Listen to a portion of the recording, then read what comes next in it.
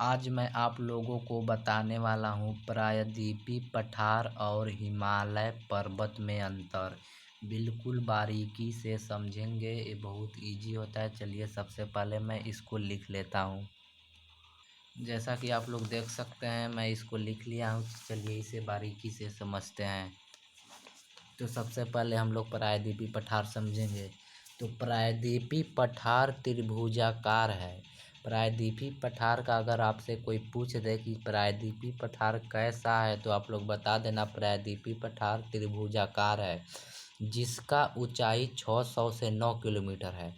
और प्रायद्वीपीय पठार त्रिभुजाकार है और उसका ऊंचाई भी 600 से 900 किलोमीटर। किलोमीटर नहीं है, देखिए यहाँ पर गलती होगा, मीटर है, ठीक है। ताकि किलोमीटर तो बहुत ज़्यादा होता है। 600 मीटर है, मतलब यह मतलब मीटर है, ठीक है। फिर से एक बार, प्रायद्वीपीय पठार त्रिभुजाकार है और इसकी ऊंचाई 600 से 900 मीटर है, ठीक है। और हिमालय पर्वत में देखिए, हिमालय पर्वत एक बलीय पर्वत है। हिमालय पर्वत अगर आपसे पूछ दे कौन सा पर्वत है, तो आप लोग बता देना बलीय पर्वत है। देख सकते हैं हिमालय पर्वत एक बलीय पर्वत है जिसका आकार अर्धचंद्राकार है।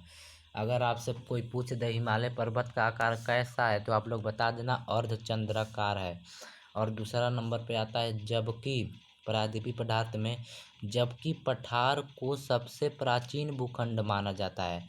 ये जो प्रायद्वीपीय पठार है इसको सबसे प्राचीन क्या माना जाता है, भूखंड माना जाता है, ठीक है। जो प्रायद्वीपीय पठार बहुत ज़्यादा पुराना होता है। ये प्रायद्वीपीय पठार त्रिभुजाकार है, इसको मतलब है बहुत प्राचीन होता है, इसीलिए इसे प्राचीन भूखंड माना जाता है तथा इसका निर्माण सबसे पहले हो चुका था। मतलब ये जो हिमालय पर्वत है उससे पहले प्रायद्वीपीय पठार का निर्माण हो चुका था। और हिमालय पर्वत का निर्माण तो ज़्यादा समय नहीं हुआ होने में। और हिमालय एक नवीन मोरदार पर्वत है। हिमालय कैसा पर्वत है, नवीन मोरदार पर्वत है। पर्वतों की श्रृंखला है, नवीन मोरदार पर्वतों की श्रृंखला है, जिसे आज की निर्माणाधीन माना जाता है, ठीक है। हिमालय और प्रायद्वीपीय पदार्थ में उसके बाद हमारा देखिए क्या है, हिमालय क्षेत्र में मिश्रित चट्टान संरचना मिलती है, जबकि प्रायद्वीपीय पठार स्पष्ट आग्नेय और कायांतरिक शैलों का भूभाग है। और हिमालय में देखिए, हिमालय की ऊंचाई कितना है, इकाई दहाई सैकड़ा हज़ार 8,848 है, ठीक है। हिमालय की ऊंचाई अगर आपसे कोई पूछ दे तो आप लोग बता देना हिमालय की ऊंचाई 8,848 है। 48 किलोमीटर नहीं है, मीटर है, ठीक है, मीटर है, ठीक है। किलोमीटर ज़्यादा हो जाएगा। जबकि प्रायद्वीपीय पठार की ऊंचाई 600 से 900 किलोमीटर है। तो बताइए प्रायद्वीपीय पठार ऊंचा है या हिमालय पर्वत ऊंचा है? तो आप लोग बता दिए होंगे हिमालय पर्वत ऊंचा है, क्योंकि इसकी ऊंचाई ज़्यादा है। उसके बाद हमारा है भारत में स्थित सबसे ऊंची चोटी केटू है। जो हिमालय पर्वत की भारत में स्थित जो चोटी है उसका नाम क्या है, केटू है, ठीक है। प्रायद्वीपीय पठार 16 लाख वर्ग किलोमीटर में फैला हुआ है। प्रायद्वीपीय पठार कितने किलोमीटर वर्ग में फैला हुआ है, तो आप लोग बता दीजिएगा। 16 लाख वर्ग किलोमीटर में फैला हुआ है और आग्नेय एवं रूपांतरित से विनिर्मित है।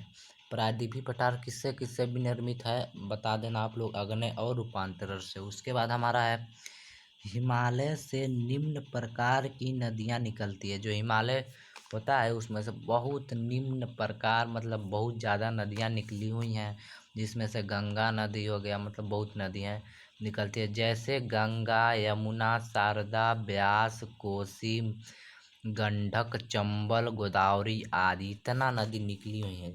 जबकि इसमें से नदी वदी नहीं निकली हुई, पठार है तो इसमें से नदी निकलेगा। उसके बाद इतना जान के उसके बाद देख लीजिए, गंगा नदी की लंबाई 2510 किमी है, गोदावरी नदी की लंबाई 1450 किमी है, नर्मदा नदी की लंबाई 1290 किलोमीटर है। उसके बाद हमारा महानदी की लंबाई कितना है, 890 किलोमीटर है। कावेरी नदी की लंबाई 760 किलोमीटर है, ठीक है। अच्छा बताइए, इसमें से सबसे बड़ा नदी कौन है? तो आप लोग कहेंगे कि गंगा नदी है, क्योंकि इसकी लंबाई सबसे ज़्यादा है, 2510 किलोमीटर। तो आप इसका स्क्रीनशॉट लेकर जल्दी से याद कर लीजिए, देख लीजिए, बहुत ही आपके परीक्षा की दृष्टि से किसी भी परीक्षा में पूछ सकता है, बहुत ही मोस्ट है। तो चलिए, इस वीडियो को लाइक शेयर और सब्सक्राइब करना ना भूलिए। तो चलिए मिलते हैं अगले वीडियो में, तब तक के लिए धन्यवाद।